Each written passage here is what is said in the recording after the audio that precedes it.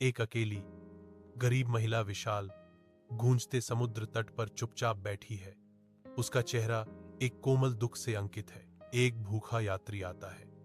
उसकी थकी हुई आंखें भोजन के लिए गुहार लगाती हैं, क्योंकि वह महिला से बात करता है। एक गर्म मुस्कान के साथ वह उसे अपना मामूली भोजन देती है।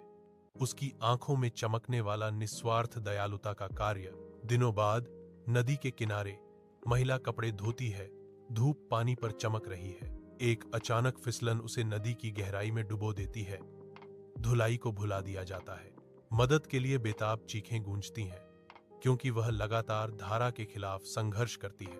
एक अकेला व्यक्ति निडर होकर उफनते समुद्र में कूदता है। शक्तिशाली स्ट्रोक ने लहरों को चीर दिया, क्योंकि वह संघर्ष कर रही महिला तक पहुंचता है, उसे किनारे की ओर खींचता है। समुद्र तट पर सुरक्षित यात्री उसे दिलासा देता है।